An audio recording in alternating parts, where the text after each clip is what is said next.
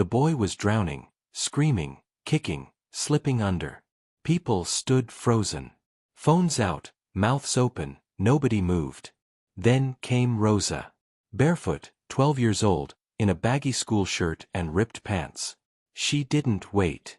She just ran, then jumped. She had no idea who he was. But what happened next would change everything. Rosa's body hit the water hard. It knocked the breath out of her chest, but she kicked anyway, arms slicing through the murky lake, eyes burning, heart pounding. Somewhere ahead, the boy was going under again. She could barely see him now, just a flash of blonde hair and one hand reaching out, like he still believed someone might care enough to grab it. She swam harder. The water stung her eyes, and her clothes dragged her down. She coughed, choked, but kept going. Her arms burned. Her legs cramped. She didn't stop. When she reached him, he was limp. Rosa wrapped her arm under his neck and pulled, kicking wildly, dragging his body back toward shore as people finally started shouting and rushing forward. Her vision blurred. Her body screamed for air. But she kept her grip tight. She didn't let go. They broke the surface just as someone grabbed her other arm and yanked them both onto the sand. The boy lay on his side, coughing water, gasping, shivering. Rosa collapsed beside him. Her chest heaved. Her fingers were bleeding. She turned to look at him, soaked polo shirt, expensive watch, snot and water running down his pale face. He looked like he'd never had to fight for anything in his life. Then, through the crowd, a scream. Daniel! A man in a sharp gray suit shoved people aside, fell to his knees beside the boy, and pulled him into his arms. Behind him, camera flashes popped. Security guards swarmed. A woman in heels was crying into her phone. No one looked at Rosa. Not even once. She stood up, dripping wet, and backed away from the chaos. Her stomach hurt. Her ankle throbbed. But no one noticed. No one asked her name. No one thanked her. She walked home barefoot, soaked and silent.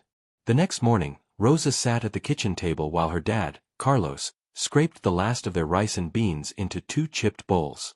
He looked exhausted, his janitor's uniform still damp from the night shift. "You okay?"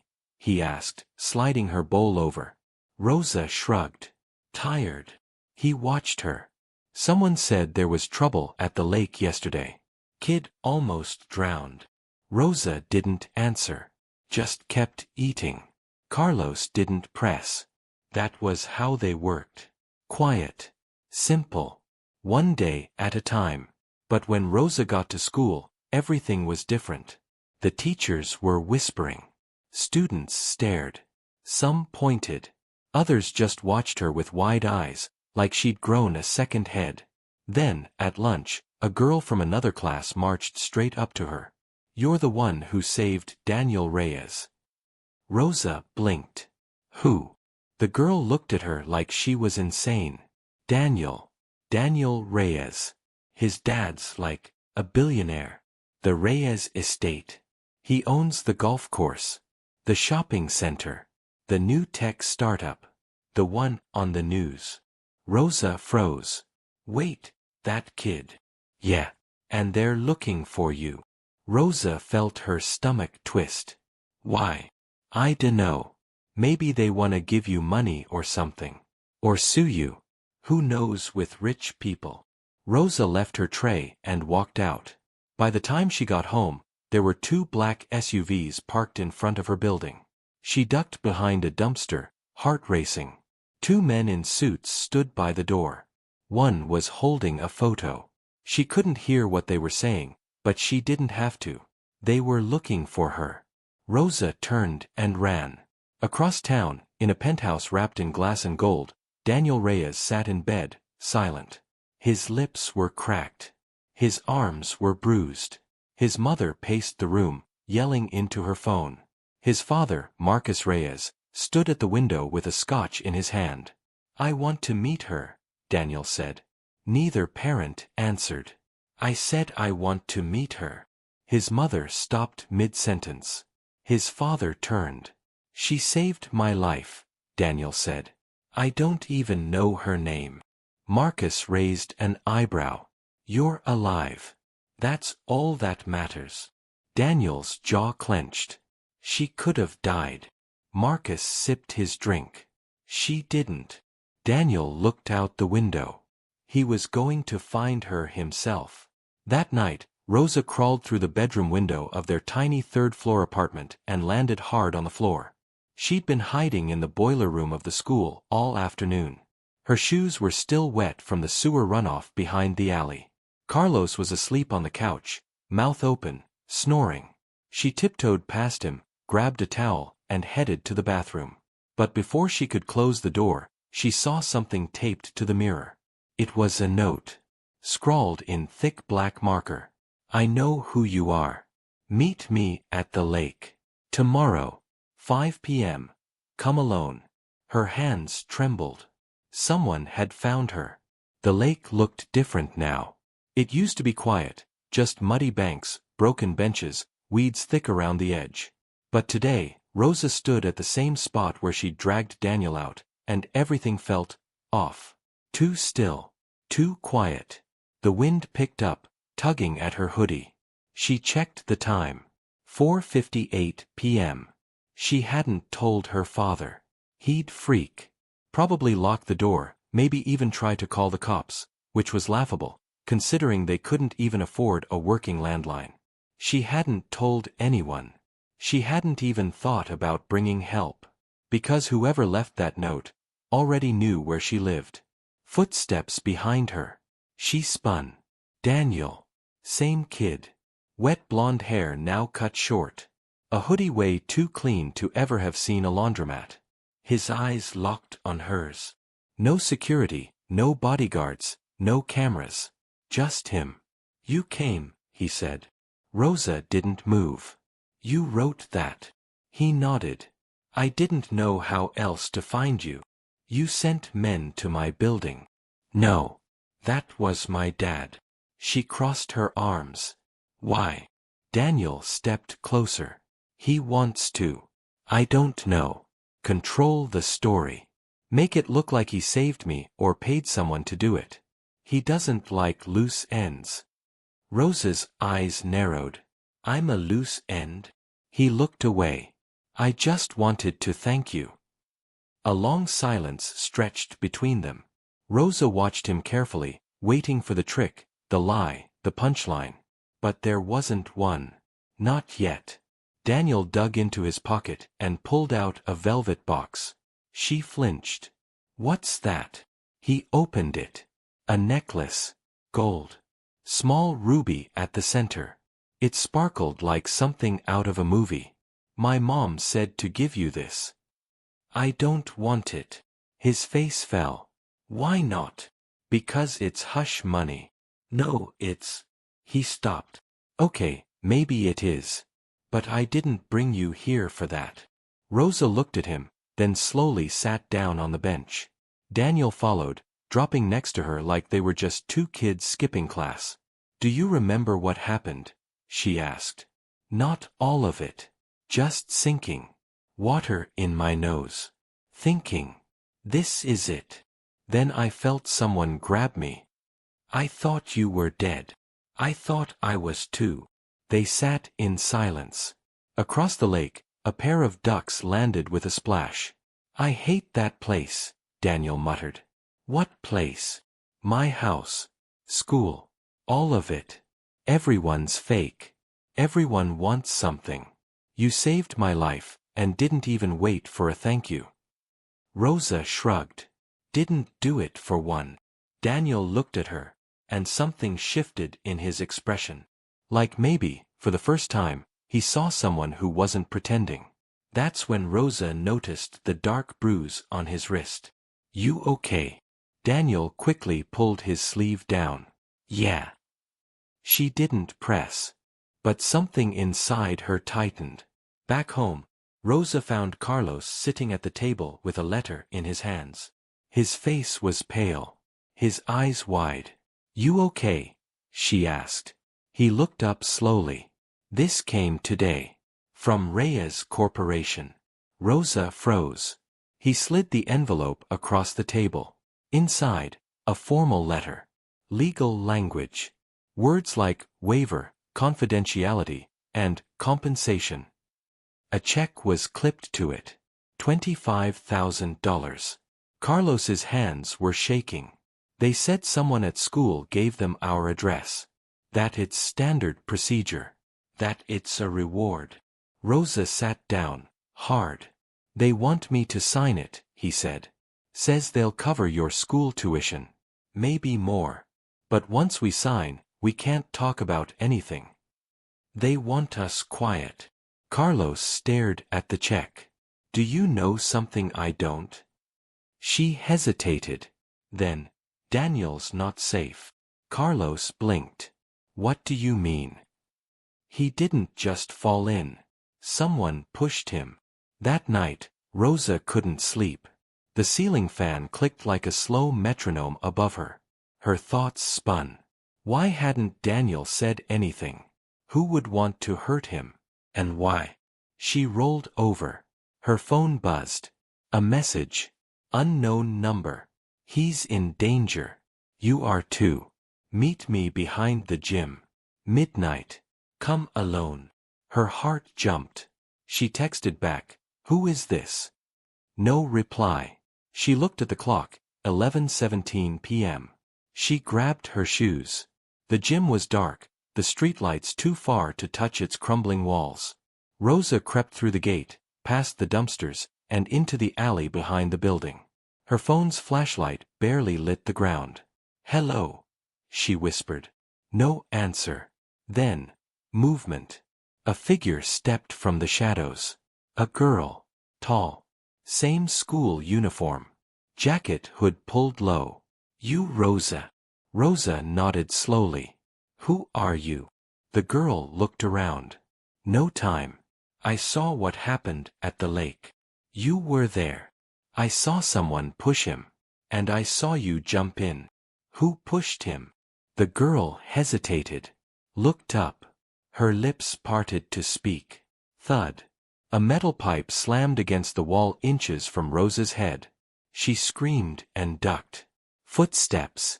Shouting. A second figure running at them. The first girl shoved Rosa hard. Run. Rosa turned and bolted, heart in her throat, footsteps echoing behind her. As someone grabbed her from behind. Yanked her to the ground.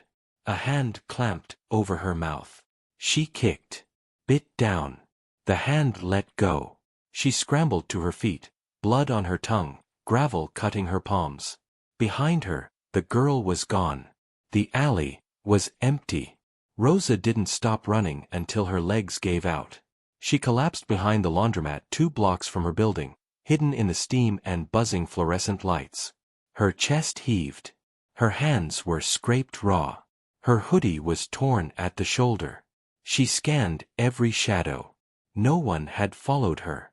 She waited 15 minutes before heading home, sticking to side streets and alleyways, avoiding every parked car and corner. Her mind raced. Who were they? Why attack her? And the girl, was she even real? By the time she climbed through the bedroom window, the sky was beginning to turn a soft blue. Dawn. Carlos was still asleep, his work boots lined up at the door. Rosa crawled under the blanket, but didn't sleep. She couldn't. At school the next day, everything felt louder. Tighter. Like the walls were leaning in. Whispers followed her down the hall. Someone had taken a blurry photo of her sitting with Daniel at the lake. It was all over Instagram. Captioned, "From mop bucket to millionaire? Guess she cleaned up. Gold digger alert." Rosa ignored them. She didn't care. Except she did. She kept her head down until lunch. Halfway through a dry sandwich, a shadow fell across her tray. Daniel. Can we talk? He said. The cafeteria went dead silent.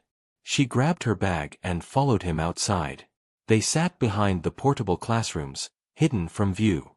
I got your text, she said. He looked confused. What text? Rosa stiffened. The one last night. Told me to go to the gym. Said you were in danger. I didn't send anything. Her throat went dry. Someone lured me there. Daniel's face darkened. Did you see them? Yeah.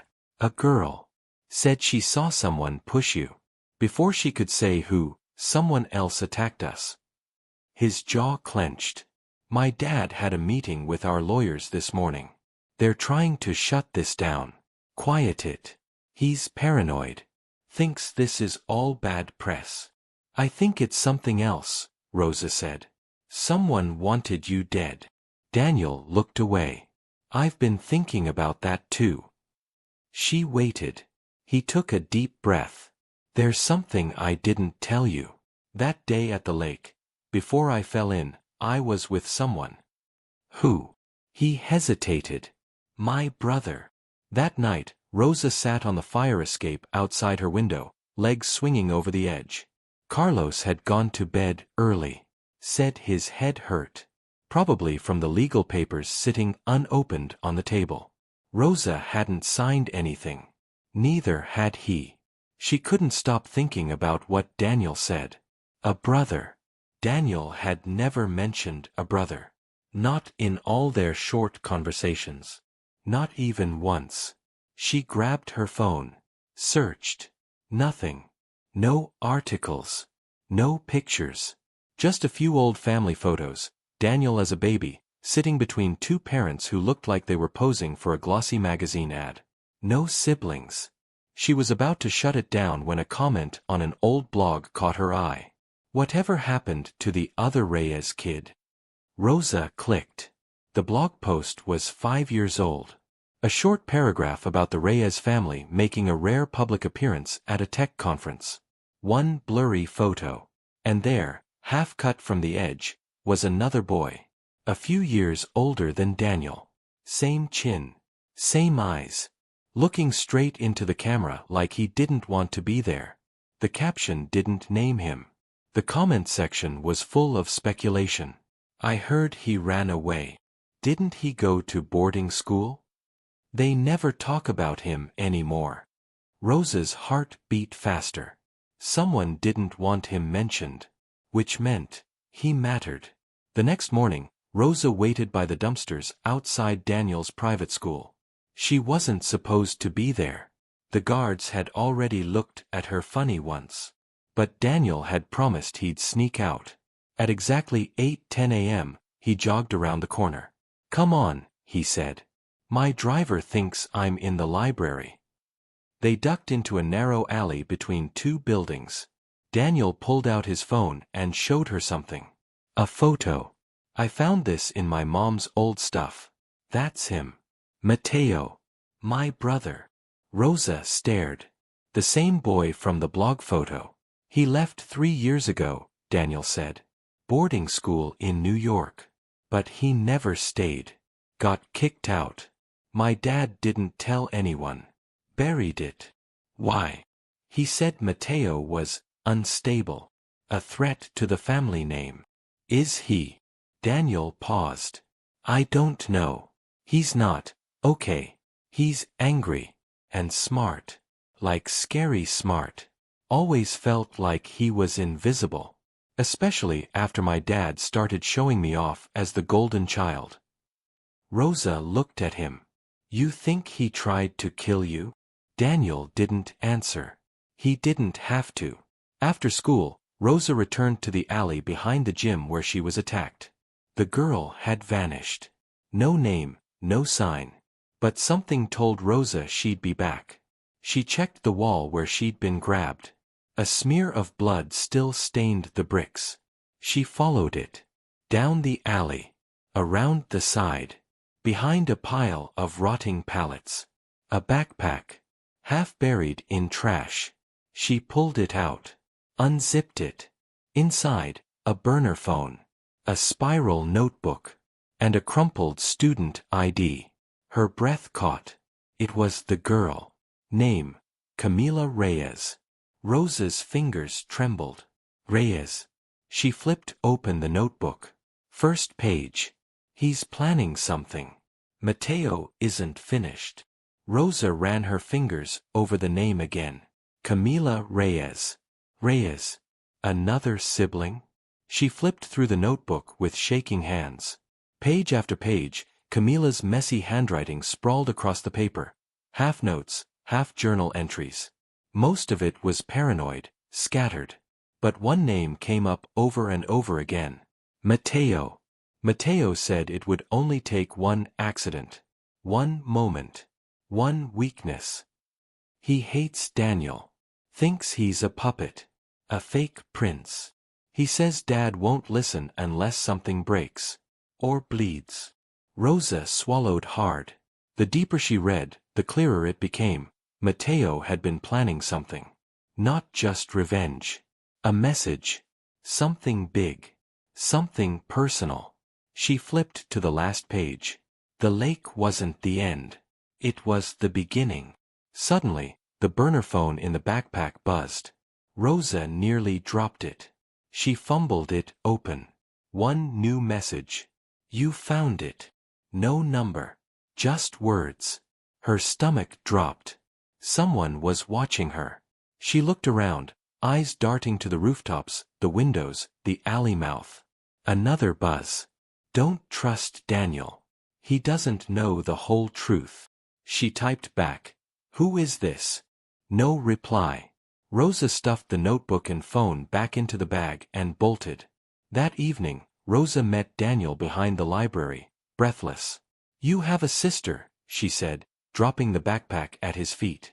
Daniel stared down at the ID, stunned. I didn't know, he said. I swear. My parents never mentioned a Camila. Never. She knows Mateo.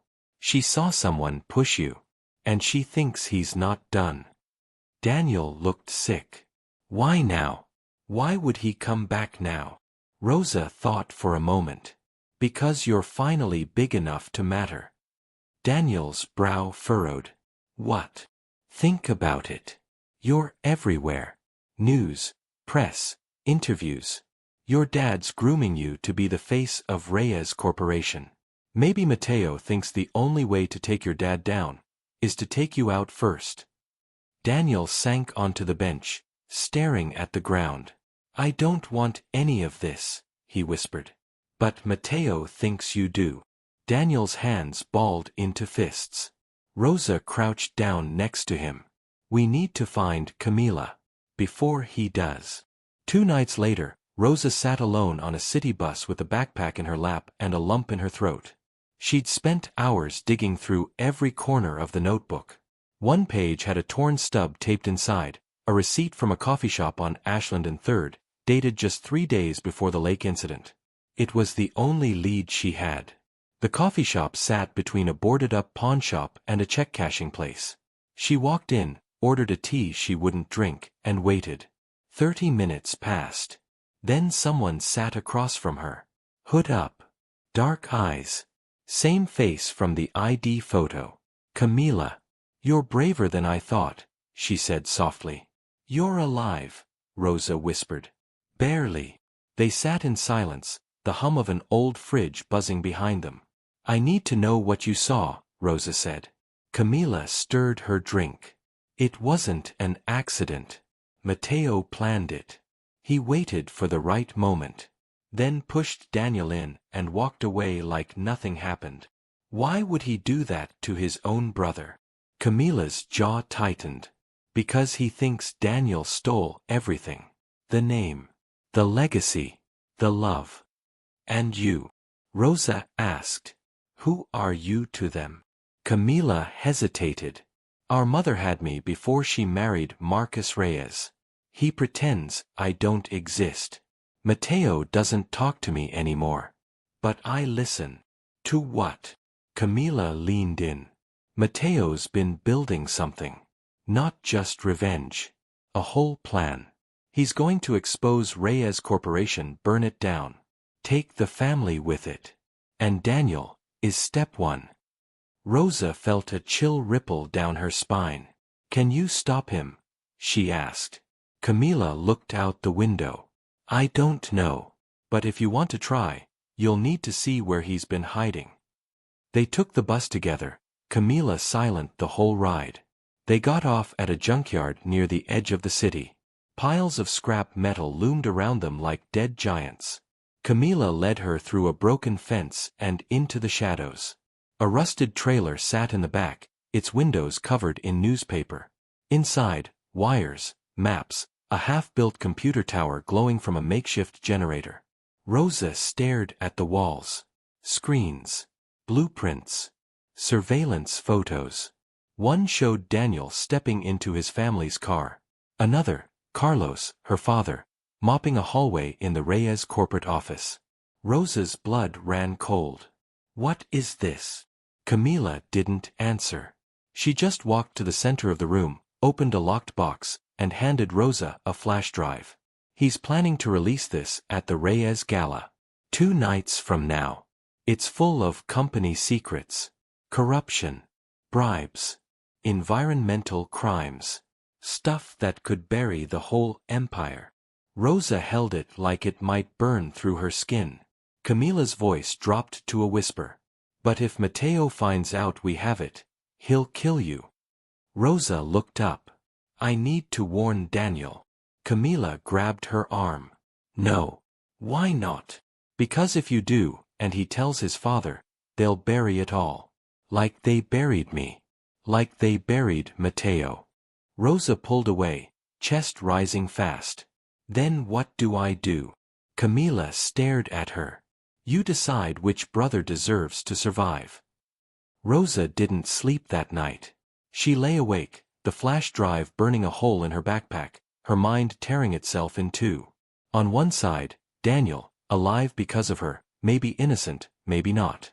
On the other, a secret that could ruin everything Reyes Corp built, and maybe save people no one even knew were being crushed under it. By morning, the sky was gray, heavy with the threat of rain. She skipped school. Instead, she walked to the only place that felt like it wouldn't lie to her. The lake. She sat on the same bench where Daniel had thanked her. The water looked calm today. Deceptively calm. Like the surface was pretending nothing had ever happened underneath. She pulled out the flash drive. Plugged it into her cheap burner phone. The screen blinked. A folder opened. She scrolled. Do not open until the gala. Evidence.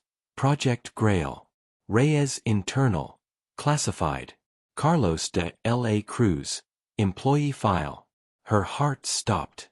She clicked. The file opened. It was her father. Documents, security camera stills, time card logs. But then, something else. Whistleblower. Attached, an anonymous email from 5 years ago, exposing toxic chemical dumping behind one of Reyes Corp's older tech plants. Signed with a fake name, but sent from an IP tied to the Janitor network. Her dad's network.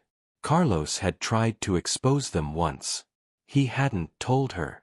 And someone, probably Reyes Legal, had found out. She scrolled further. Subject under surveillance.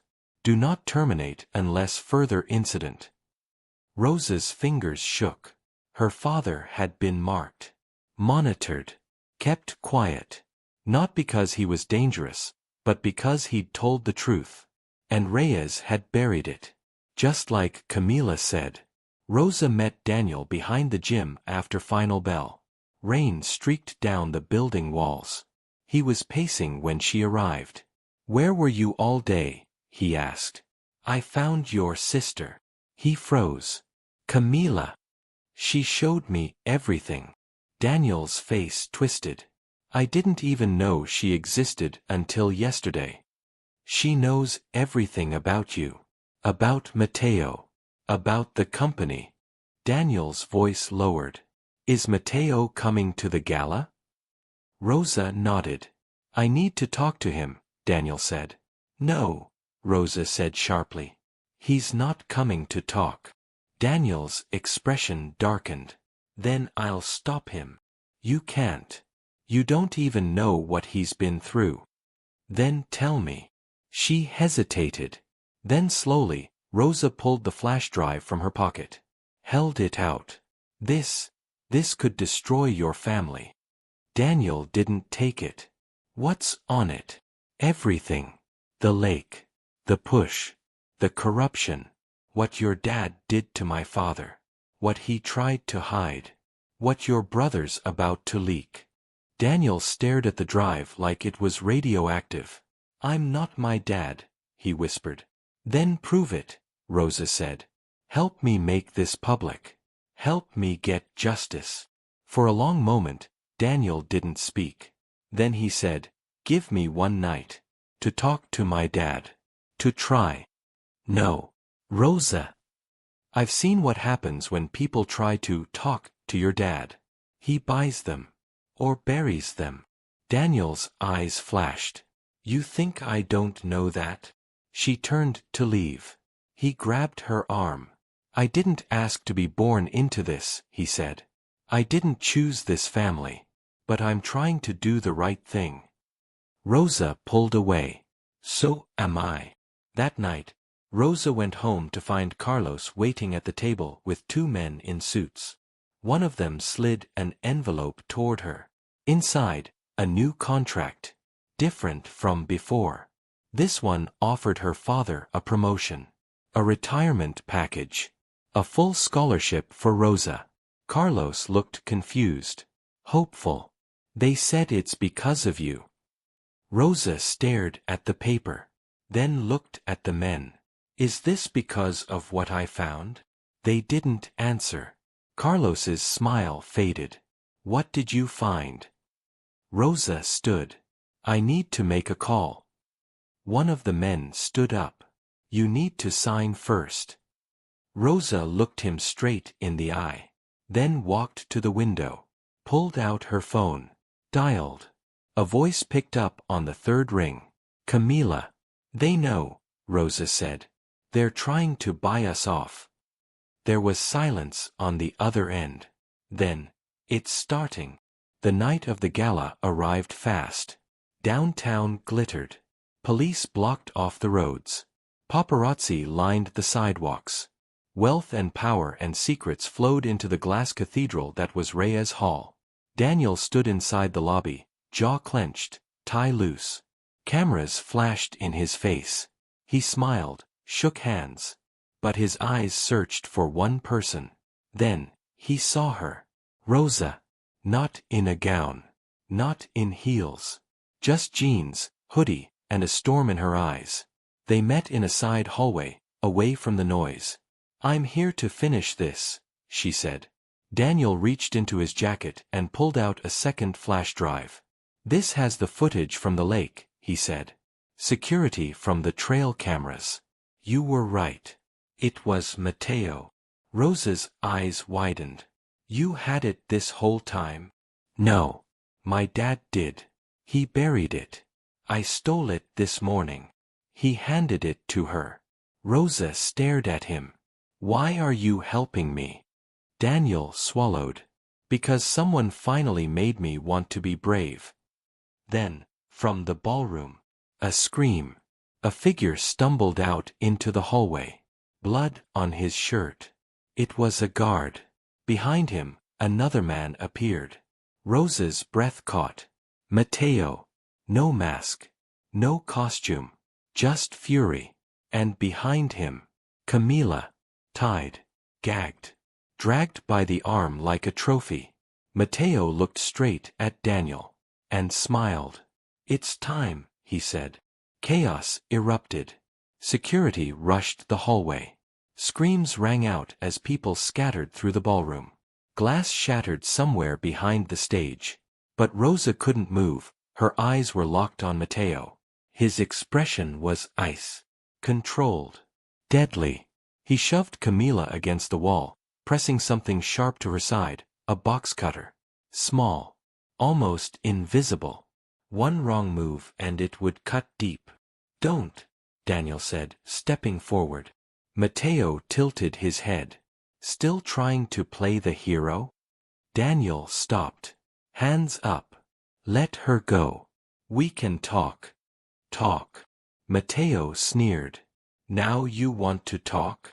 He turned to Rosa, sizing her up like she was just another file in his war room. You're the girl from the lake. Rosa's heart thudded. You tried to kill him. Matteo didn't blink. That wasn't about him.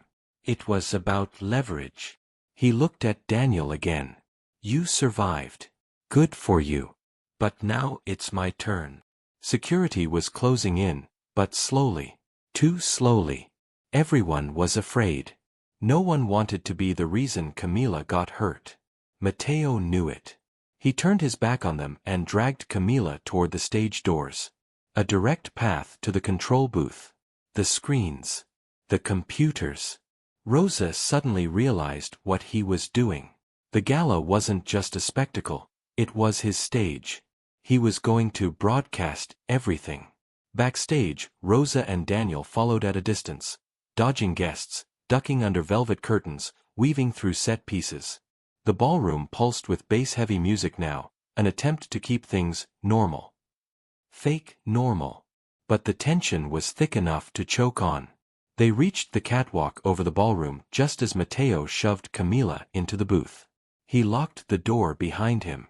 Sound techs scrambled out, hands raised. Matteo set down a laptop. Plugged in a drive. Daniel grabbed Rosa's shoulder. That's the original footage, he said. The full one. He's going to play it live. Rosa peeked through the side window of the booth. On one monitor, a paused frame. The lake. Daniel walking along the dock. Matteo behind him, out of focus. The moment before the push. Another window, folders with damning names. Chemical dumping. Bribe ledgers. Expunged employee files. Whistleblowers. Listed. De L.A. Cruz. Flagged. Her father's name. Again. Her fists clenched. Get to security, she told Daniel. Tell them what's about to happen. He hesitated. She looked him in the eyes. I'll get Camila out. Daniel nodded once, then ran. Rosa waited until he was gone, then backed up, took a breath, and kicked open the side door of the booth. Matteo turned, just as she tackled him. The laptop slid off the table, crashing to the floor. Camila screamed. Matteo shoved Rosa off and swung the box cutter. She ducked, the blade slicing through a strand of her hair. She grabbed a boom mic stand, swung it like a bat, and knocked the weapon from his hand. But Matteo was fast. He lunged, slammed her into the soundboard, his hand at her throat. You don't get to stop this, he hissed. Why her? Rosa choked. Why Camila? He faltered. She's trying to stop me too, he said, voice breaking. And I can't. I won't let anyone take this from me. You already lost. Not yet. Daniel burst into the ballroom with 2 security officers and pointed up toward the control booth. Up there, he yelled. He's got a weapon. And he's about to leak classified company data, illegal stuff. My father's files.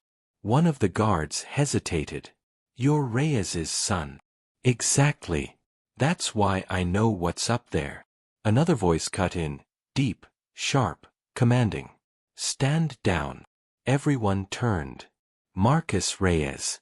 Towering in his black suit. Calm. Cold. Already in control. Escort my son to the car, he said. I'm trying to stop a crime.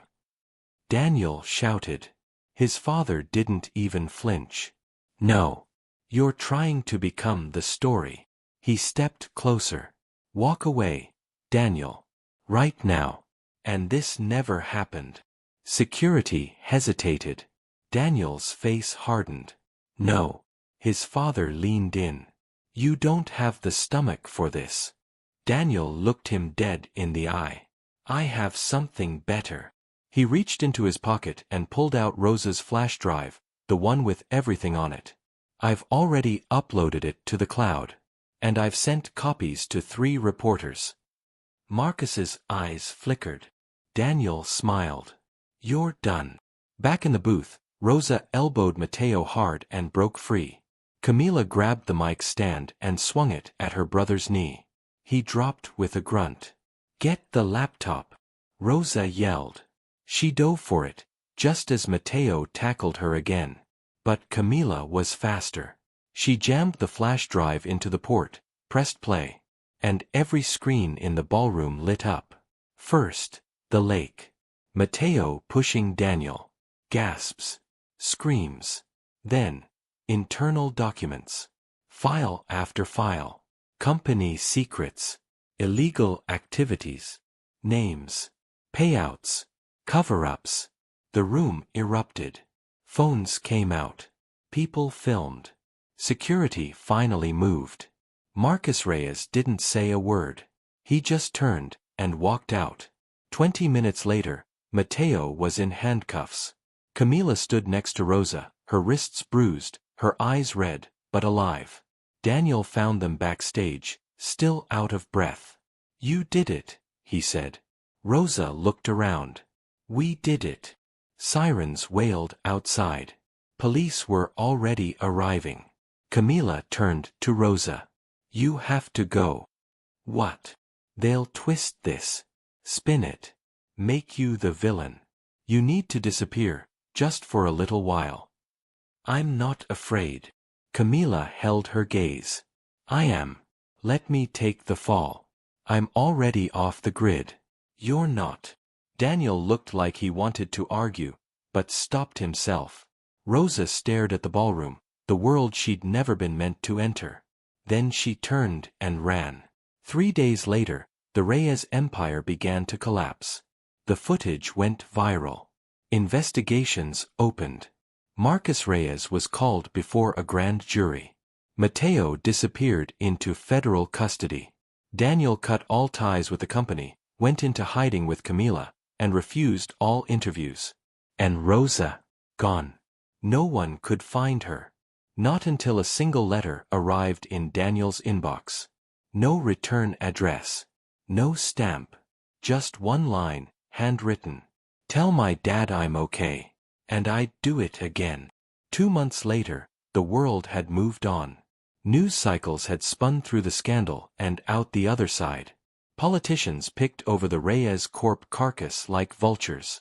New CEOs stepped in, promising reform. Lawyers cashed in. Investors licked their wounds. But Daniel hadn't moved on. Every day, he opened his inbox hoping for another letter. Every day, it stayed empty. No word from Rosa. Camila had vanished too, off-grid by design. A few encrypted messages here and there. Always brief. Never with details. Daniel spent most of his days in a rented apartment above a bakery in a quiet town no one talked about. No press. No questions. Just the smell of bread and the sound of windows rattling when trucks passed on the highway. Until the knock came. 3 soft raps. He froze. Then opened the door. Rosa. Hair longer. Hoodie faded. Skin sun-kissed like she'd been living outside the city for weeks. Her eyes locked on his. "Hi," she said. He didn't say anything. He just stepped forward and pulled her into a hug.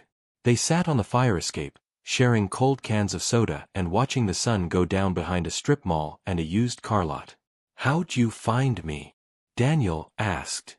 Rosa sipped her drink. "Camila. She's still around." "Kind of. She's moving. Always. But she said it was time I came back." Daniel smiled. "You picked a good moment. My landlord finally fixed the heater." She gave him a look. He turned serious. "I'm glad you're here." They were quiet a moment. Then Daniel said, "There's something I need to show you." He got up, went inside, and returned with a small notebook. The cover was beat up. The pages stained with ink and tears. "My brother wrote this. Before he disappeared into custody." Rosa took it gently. She flipped through it.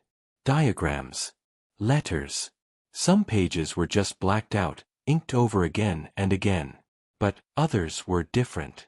Poems. Memories. Moments of guilt. "I didn't mean for her to get hurt. I only wanted him to know what it felt like. They left me behind. I had to scream to be seen." "Mateo was sick," Daniel said. "But he wasn't wrong." Rosa nodded. Camila said he might get a plea deal, she said. If he cooperates. Daniel looked at her. And your dad? She smiled, soft and proud. He quit Reyes. Didn't take the settlement. Went back to night school. Wants to open his own cleaning company. Daniel blinked. He's still mopping floors? For now. But this time, he's doing it on his own terms. Later that night, Rosa climbed back out onto the fire escape, phone in hand. She dialed. Camila picked up after one ring. He's okay, Rosa said. I know. You were right to wait. Camila sighed. So, what now? Rosa looked up at the stars. Now we make sure no one buries this again. You still have the backup? Rosa tapped her backpack. Encrypted. Spread across 3 servers. If Reyes tries anything, the world sees everything again. Camila chuckled. You're better at this than I was. You were just ahead of your time. A pause. You'll be careful, Rosa? Camila asked. I'm not hiding anymore. I didn't ask that. Rosa smiled. Yeah, I'll be careful. The next morning, Daniel opened the front door and found an envelope on the ground. No address. No stamp. Inside, a single photo. Black and white. Grainy. Surveillance style. It showed a man in a long coat standing outside a federal courthouse. Mateo. Free. A sticky note was attached. You exposed the empire. But the war's not over. Be ready. See. Daniel looked up, scanning the street. Nothing but a mail truck pulling away. He walked back inside. Rosa was making coffee. He handed her the note. She read it twice. Then said one word. He's out. 3 days later, in a dimly lit basement on the edge of the city, someone slipped a key into a rusted door. A generator buzzed to life. The screens lit up. Mateo stood at the center of the room. He pulled on gloves, opened a case full of new drives, and smiled. Let's begin again. The first breach came quietly. A minor database at Reyes Medical, harmless, at first glance. An outdated backup server. A few internal emails. No one noticed the small spike in outbound data. But Rosa did.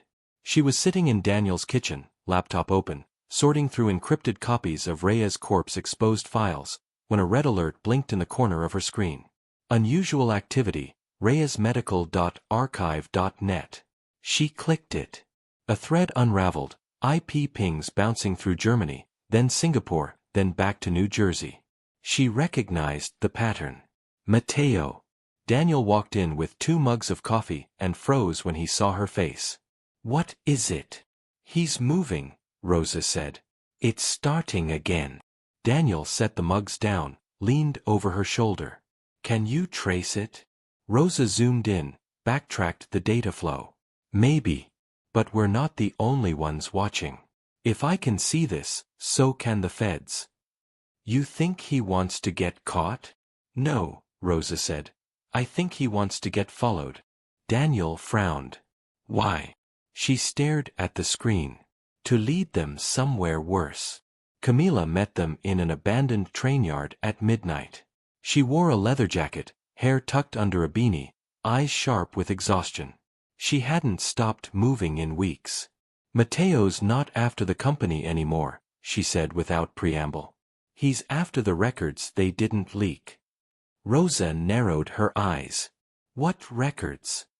Camila handed her a USB. This is what I pulled from his trailer before the feds raided it. It's not about corruption anymore. It's about something deeper. Rosa plugged it into her tablet. Images loaded. Blueprints. One caught her eye immediately. Facility 9B, Canyon Ridge Site. Daniel leaned in. I've never seen that name. You wouldn't, Camila said.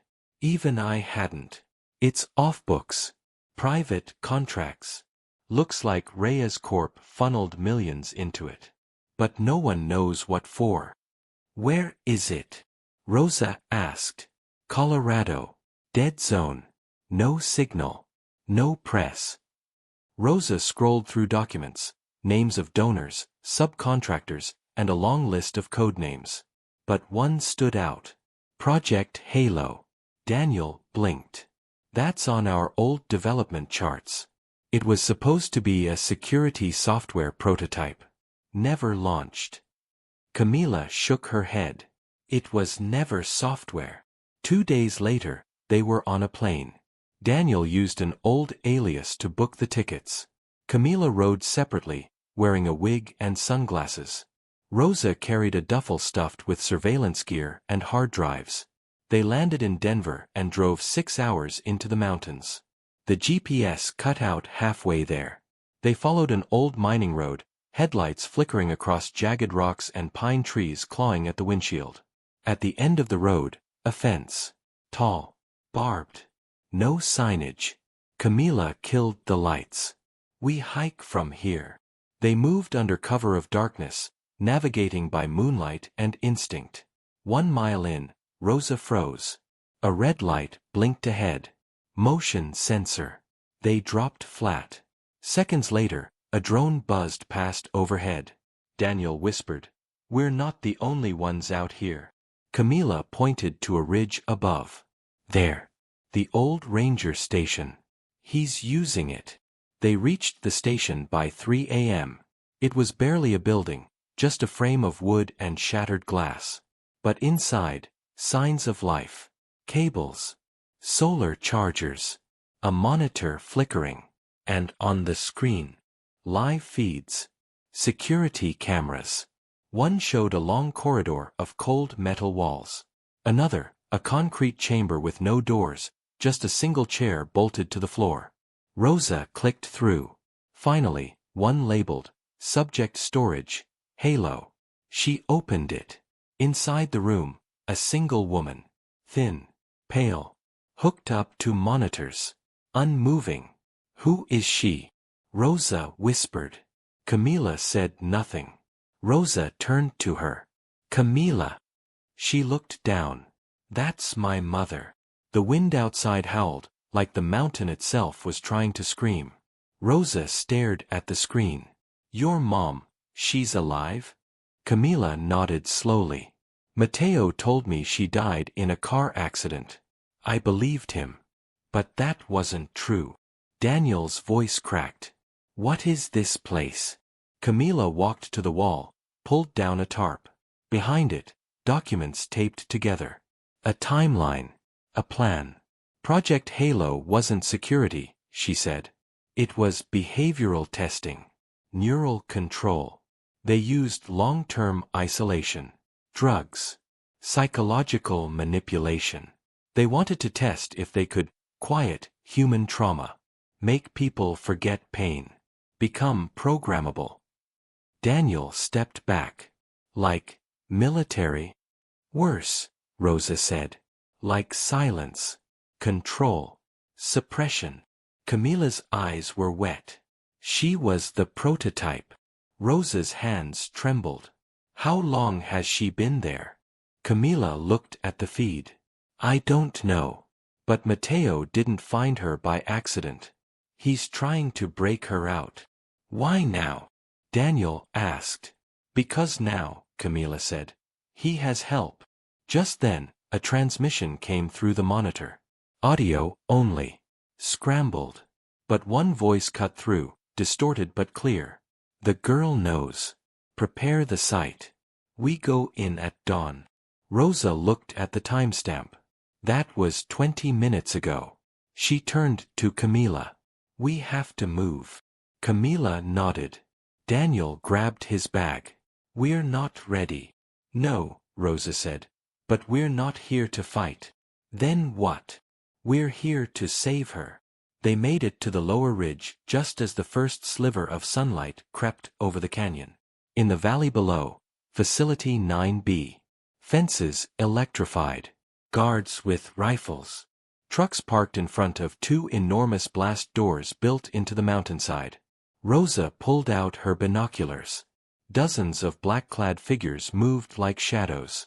And at the center, Matteo, leading them. He wasn't running anymore.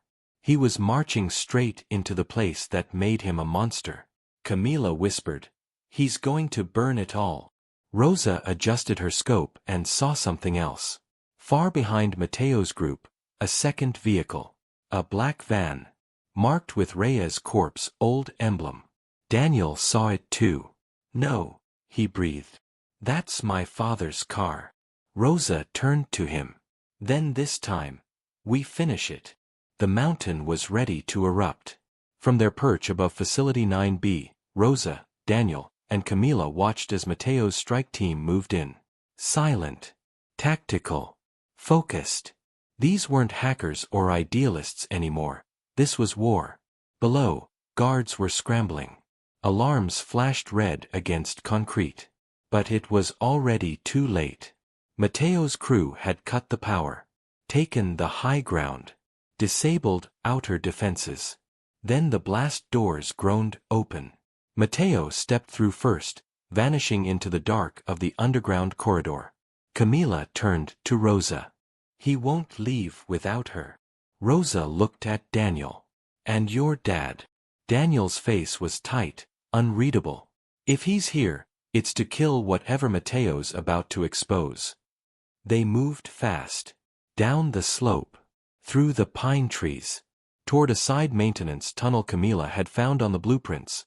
Narrow, hidden, but still connected to the central facility. By the time they reached it, the canyon was full of noise. Shouting, weapons drawn, boots on concrete. Inside the tunnel, the air grew colder. Like the mountain itself was holding its breath. Facility 9B was not built for people to walk freely. The walls were seamless metal. The ceilings pulsed with dim, flickering LEDs. No signs. No maps. Only numbers and keypads. Camilla led the way. Rosa's flashlight hit a wall smeared with black ink. Someone had written a single word over and over again. Forget. They passed holding rooms, some empty, others with medical beds, for lines hanging like vines. In one room, a giant mirror had been shattered from the inside. Blood dried in the cracks. Daniel stopped. "This place is evil." Rosa didn't answer. Because she agreed. Camilla checked the blueprint one more time. "She's in Lab C. 2 floors down. If they haven't moved her." A deep rumble shook the floor. Then, gunfire. Far off. Echoing from below. Matteo had found resistance. They reached the stairwell and descended carefully. At the second level, Rosa heard voices, calm, clinical. Then, a scream. Raw. Animal. Not from fear. From memory. They turned the corner and found her. Camilla's mother. Strapped to a gurney. Electrodes on her skull. Eyes wide open but seeing nothing. Nurses scrambling. A doctor shouting, "She's not responding. Increase the dosage." Camilla rushed forward, gun drawn. "Step away from her." The room froze. Rosa ran to the gurney. The woman's eyes flicked toward her. Recognition, maybe. A flicker of something still human. Camilla yanked out the IVs. Rosa helped undo the straps. Daniel watched the door. Then, a figure appeared in the glass. Matteo. He kicked the door open, breathing hard, bleeding from a cut on his forehead. He looked at Camilla, then his mother. He dropped to his knees. "She's alive," he whispered. Camilla backed away. Camilla backed away. Matteo reached for their mother's hand and held it gently. "She's not gone." They lied. All this time, she was here. Rosa watched him, unsure what to believe anymore. Matteo turned to her. "You have to help me get her out." Before Rosa could answer, bang. The door behind them exploded inward. Smoke. Screams. Gas canisters rolled in. White clouds filled the room. Men in gray tactical armor stormed in with assault rifles. And behind them, Marcus Reyes. Calm. Perfect. Cruel. Take them all, he said. Rosa felt hands grab her arms. She kicked, bit, screamed. But they were too strong. Daniel shouted something she couldn't hear over the sirens. Camila lunged toward their mother, but two men tackled her. Mateo tried to stand. A rifle but cracked across his face. He went down. Rosa was thrown to the floor. Zip ties locked around her wrists. Then, silence. The gas cleared. Marcus stepped into the room. He looked at Daniel first. I warned you. Then, at Rosa. Nothing you've done matters. Nothing will be released. No one will care. This place doesn't exist. Neither will you. He nodded at the guards. Clean this up. Rosa was dragged through the hallway, coughing, wrists raw. They were taking her toward a lower chamber, one she hadn't seen on the maps. A room with no cameras. No escape. One of the guards spoke into a mic. Subject 3 secured. Subject. Like she wasn't even a person anymore. She struggled, but the guards tightened their grip. Then, the lights cut out. All of them. A beat of silence. Then a low hum rose from the floor beneath them. Emergency backup power. Red strobes blinked to life. Sirens. Boom. Explosions rocked the hallway. The guards turned, and were met with a wall of fire. The ceiling collapsed behind them. Smoke swallowed the corridor. Through it, a shadow moved. Fast. Silent. Camila. Free. She shot the lock on Rosa's restraints. Move. Rosa bolted after her. Somewhere above, Daniel was doing the same. He'd slipped his cuffs and disappeared into the smoke. Now, he was ducking through side passages, trying to reach the server room. He had one last copy of the Halo files. On a timer. If he could plug it into the central system, it would auto-broadcast the full contents to every major network. But someone else had reached the room first. Marcus Reyes. Waiting. Gun drawn. I told your mother, Marcus said, don't raise a son unless you plan to control him. Daniel stepped into the light. You didn't raise me, he said. You built me. Just like this place. He walked straight toward the terminal. Marcus raised the gun. Don't. Daniel didn't stop. A shot rang out. Down below, Rosa heard it. She froze. Camila grabbed her arm. Keep moving. No, Rosa said. Daniel. She turned and ran. Back through the smoke. Toward the sound. Toward whatever had just happened. The server room burned with red light. Smoke curled along the ceiling. Screens blinked warnings. Alarms screamed overhead. Rosa burst through the door. And saw him. Daniel. On the floor. Blood pooling beneath his shoulder. Still alive. But barely. Across from him, Marcus Reyes leaned against a steel pillar, breathing heavily, his gun gone, his right hand shaking. You never had the spine, Marcus rasped. Daniel's hand twitched, fingers stretched toward the console. The flash drive was still in his grip. Rosa ran to him, skidding across the floor. Hey, stay with me. He smiled weakly. You're really fast. She laughed, half a sob. Then she took the drive, plugged it in. The console lit up. The screen asked for one thing. Upload to global network? Rosa pressed yes. For a moment, nothing happened. Then, screens all over the facility blinked. And changed. Across the globe, phones buzzed. News feeds shifted. Tablets lit up on coffee tables, in classrooms, in offices. Project Halo. Leaked files expose human trials in secret facility. Reyes Corp whistleblower survivors speak out. My name is Rosa de La Cruz, and I'm done being quiet. Back in the facility, Reyes stared at the screens. His empire unraveling in real time. Camila stepped into the room behind him, weapon raised. Don't move. Marcus looked back once. What are you going to do? Kill me? No, she said. I'm going to let the world do it. Then she cuffed him. With the same zip ties his guards used on them. Outside, helicopters circled overhead. FBI, press, drones. Agents poured into the wreckage of Facility 9B as Rosa and Camila carried Daniel out, half-conscious but grinning. He kept mumbling, "Did it work?" Rosa squeezed his hand. "You made it work." A medic lifted him onto a stretcher. Camila stayed behind to help her mother, who was slowly, cautiously regaining clarity. A reporter shoved a mic toward Rosa's face. "Are you the girl from the lake? Did you save Daniel Reyes?" Rosa looked into the camera. Her hoodie was torn, face streaked with blood and dirt. But her eyes, steady, fierce. "I didn't just save him," she said. "I saved all of us."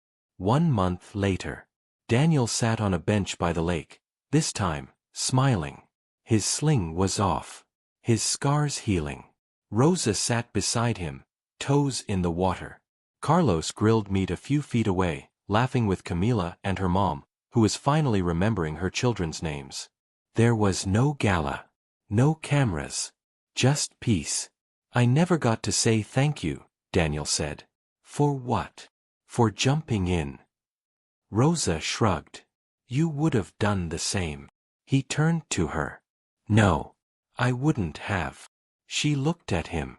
"Then it's a good thing I did." They both laughed. Somewhere behind them, Carlos shouted, "Food's ready." Daniel stood. "You coming?" Rosa looked out at the water. The lake that had started it all. She smiled, then turned, and walked into her new life. Free. Finally free.